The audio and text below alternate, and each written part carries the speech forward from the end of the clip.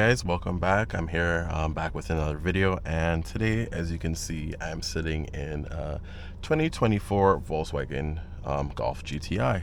Now, I do love me a sports compact, and just out of curiosity, I just got to see how this car really is, because I've seen a lot of people say, different things about this car, mostly about the infotainment system here, but I'm coming from this I drive mostly older cars, so I don't really interact with this part of the car. I usually just, I usually use knobs, hot, cold, if I have to turn the volume, because I'm very fortunate enough, my car is not that old, where I do have some buttons on the steering wheel, but this is just a totally different experience, and I'm all about different experiences. So just to recap, this is a 2024 Volkswagen Golf GTI 380 Autobahn with the 6-speed manual transmission. Most notably, I picked the Autobahn. I didn't have to get a 380, but ideally I did want an Autobahn because those comes exclusively with a limited slip diff, although some people can correct me on that. My buddy has a Mark 7, and he said he had a Mark 7, and after 2019, that's when the limited slip diff was standard. But I'm not too sure, but I know for sure that the Autobahns have a mechanical limited slip diff.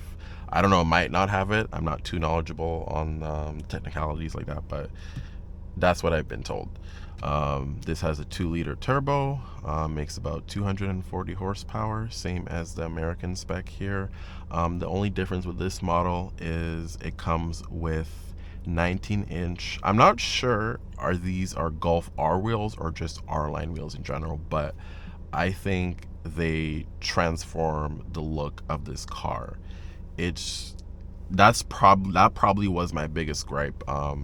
I'll put a picture of when this car first came out. I think it came out in 2022, and the wheels just didn't do it for me. I actually didn't like the car at all, and now that it has this new package, I believe this is a 380 package. You have the option to get the R-Line wheels or Golf R wheels, whatever they may be called, and they just transform the look of the car, and I think it looks good on black, although many people will be like, black on black is tired, but from the factory, this is pretty impressive. So they're riding on 19-inch wheels, and they're wearing 235 R19s, and I believe they're 35, so they're a little bit on the thinner side. German cars tend to do that, I guess, for looks. I'm not about that. I'm mostly about meat, but I'm not here to be nitpicky about this. This is a totally stock Mark 8 Golf GTI, and we're gonna see what it's like. So far, the interior has definitely, hands down, one of the best interiors. Like, it just feels really solid, well built, although if you're coming from this platform, you say there's some cost cutting, but I'm coming from a Honda Civic. This is pretty good. The seats look good. Some people said they're not a fan of it, but I love the plaid. That's what makes the Golf for me, and the golf ball shifter. I'm a little bit sad that the shifter itself, it's like half golf ball, half this weird trapezoid triangle thing. I don't fucking know. Yeah, it's just a really weird grip, but I would definitely change that with an aftermarket shift knob that looks similar to this, so I'm not clashing with the theme here. I do like the display. It's pretty good. It kind of reminds me like just of a smartphone, pretty much. You got touch capacitive buttons on the steering wheel, and I know those were pretty controversial, but so far I don't really have a problem with it. You just kind of have to get used to where everything's positioned, and then it kind of becomes muscle memory. The haptic feedback tries to do that, but I can understand why people say they would just rather have a button, because the muscle memory is just easier to do instead of a capacitive touchscreen. And another gripe would be the climate controls. I don't know if you can see it here, but you always have to press this button, and it just doesn't feel natural. Although I can hold the steering wheel, I know it's on the top. You see, I'm like pushing. Try one more time. Yeah, I definitely have to get used to that muscle memory, but it's not all that bad. Obviously we have push button parking brake, no physical handbrake no more. A lot of cars are going this way. I don't know how this, I don't know, cheaper than the actual mechanism, or it might be. I might be ignorant, who knows, but we'll get used to it. So let's set off now. Let's see. Clutch is pretty good, but the gearbox feels kind of flimsy. That 1 to 2 shift, there's quite a bit of rev hang. Not the best. So we're gonna see how it goes here. We're gonna go straight out into this traffic. Oh, look, there's a Mark 7.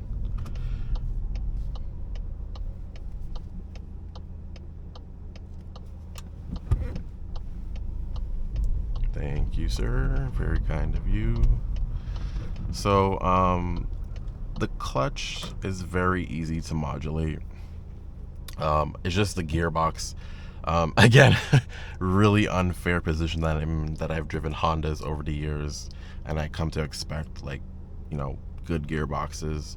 And it's quite a shame, but I'm not gonna knock the car. Again, that's sort of nitpicking. All-star cars have rev hang. I heard even Honda, like 10th gen and 11th gen, even have worse rev hang. So I'm gonna try again with the climate controls if I can do it. I felt like I did it, but I didn't reach it. Let's see if I can do it again. Yeah, there we go. But the problem is I have to look, so I can definitely understand the argument for the infotainment, but enough of the infotainment drama because everyone talks about that. Okay, this is attempt number 3. Yes, I got it. Lower the temperature a bit because I'm a bigger dude. Get hot pretty easily, so yeah, AC is pretty good.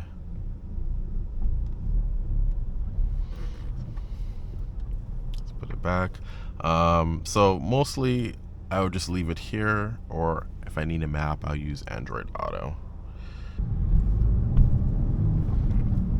You gotta hold that clutch down for like 2 seconds for those revs to drop, man. Oh, I'm spoiled. I'm so spoiled. I've been driving tuned cars that don't have this. I wonder if this Mark 7 is gonna stare at me if I stop. Controls are pretty easy to use. Overall, it's a really nice interior. I have no complaints. Steering wheel is good. It's got nice, good grips. Got nice little red accents here on the bottom. Although it's plastic. Stitching is nice. A lot of these sport compacts tend to go with black and red. It's tried and true, but still looks pretty good. Toronto's got to be one of the worst places to drive, but you gotta drive it. That's why you gotta drive an exciting car. It takes the burden and stress away. Yeah, I really gotta get used to that 1-2 shift. Feels weird. The gauges, I customize it. I have my oil temperature and my coolant on one side. I have my boost on the other. And I got my center gauges here. You can also change it by pressing the button. As you can see, it changes. You get your... I think this comes from Audi products. I remember seeing this in S5. I think it was a 2021, I think. And yeah, it's a pretty useful thing if you don't want to take your eyes off the road. You can just look straight down. Change it over to this view so you get a little more clarity, and then it has a view of the road, which is kind of cool. I think this has to do with the auto sensing stuff. And we have one with just a speed here. My favorite view is this view that I customize here. So we're just cruising along and it's pretty good. It's very smooth, it's very quiet. There's a lot of torque down low. Very, very easy to drive town. That's sort of the key with these turbocharged cars. Definitely a lot easier to drive in my Honda in traffic. Honda, you just got to be a little bit more mindful. Got to put a little bit more effort, but this is great. This is great. Now, I have driven a Mark 7 GTI, and already I can feel handling wise this is going to be a better one. The chassis just feels more stiff. It just feels a little bit more athletic than that one. Although people will say the Mark 7 does have better looks, the handling isn't up to this. And it's weird because usually newer generations tend to be worse. A lot of people they find handle worse, but lately this is not the case. Yeah, Honda's very similar, where their 10th gen, the 10th gen was kind of, I mean, it did handle well for what it was, but the 11th gen just had way better cornering ability than the 10th gen did, and I think this is the same case for the Mark 8. I'm gonna go over to this lane here. These low profile tires, we don't want to hear that crashing and banging. But so far I'm really enjoying this, guys. Like, it's a car you can hop in, set your stuff in the computer, and just go about your day. But yeah, Gearbox, I just wish it had more feel to it. Like, I know this is first, but I really wish there was just a little bit more feel.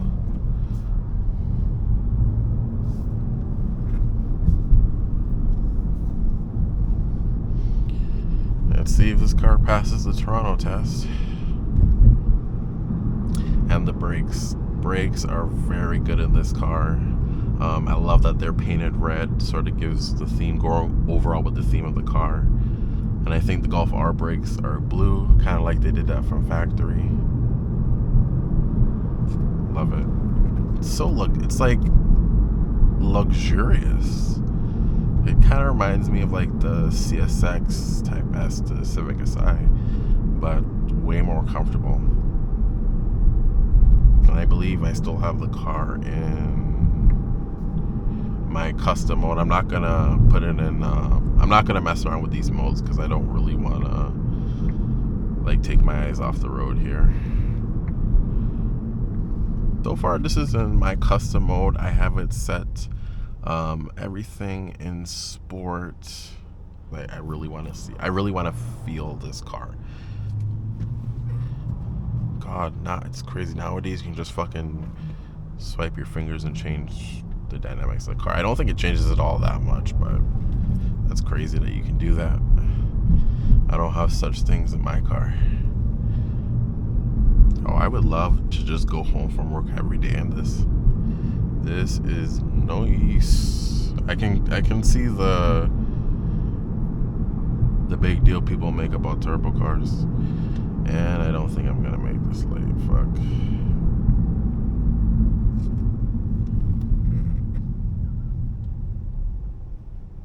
This and having a map display, because in my car I haven't upgraded my stereo system, but just having this, super duper convenient.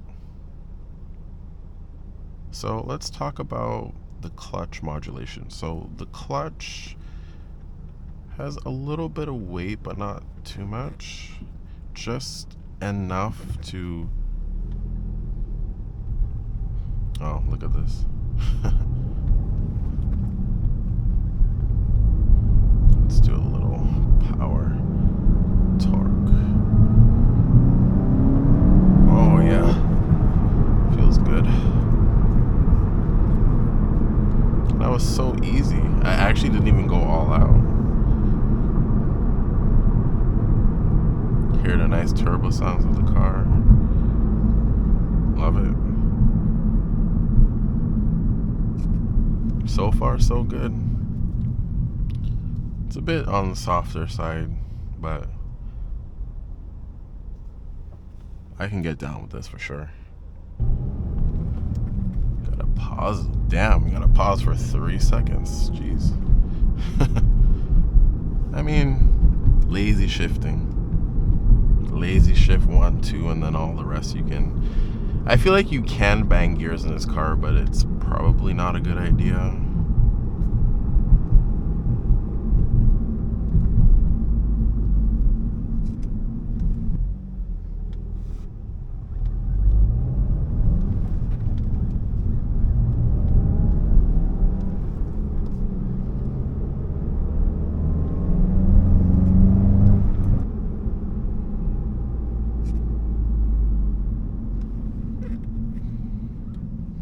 Test the hill hold again.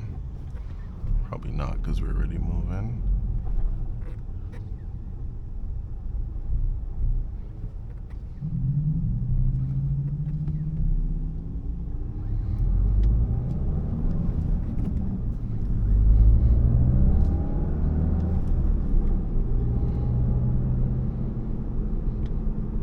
kind of hear the fake engine sound. It's actually not bad, which is kind of funny because I don't think anyone really likes the fake pumped in audio, but it seems to me Volkswagen is probably one of the better options out there. Yeah, I can tell this is a city car, and the gear ratios in this stick shift are pretty long. You can enter the highway if you want, and I think the second gear tops out at 100 or something like that, which is, I guess it's geared for efficiency, but that's pretty damn long compared to the close ratio in the Civic Si 8 Gen, or just in general, because Civics usually have pretty close gearing compared to its competitors.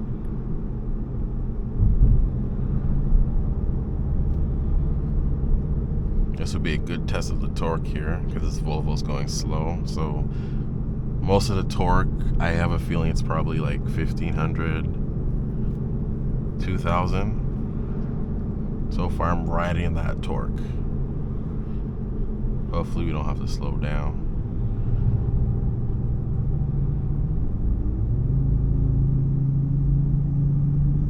You can hear that Volvo 5-cylinder.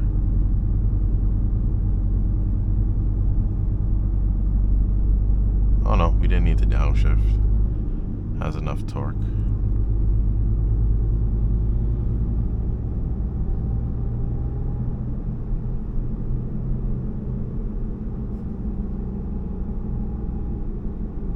Yeah, it looks like I did not film my outro because I thought I had pressed the record button and apparently I didn't press it hard enough. So yeah, that means I did not record an outro. So this is me driving the 2024 Golf GTI. I guess the most controversial one to date. I think mostly because of the interior, the capacitive touch buttons, and the infotainment system. It's all not that bad. You just have to get used to it, but I can kind of see where muscle memory is important. This is simplicity of just turning a knob. That tactile feedback is really important for some people. And I can kind of see the argument, but to use that against the whole car, I really do think handling wise, cornering, just the feel of the car, it does feel much better than the Mark 7, I would definitely say. And this might be a contender for the next daily driver, but definitely the gearbox needs work, but that's nothing you can do in the aftermarket. But yeah, this has been another video, and I hope to see you guys in a bunch more. Hope you guys stay tuned.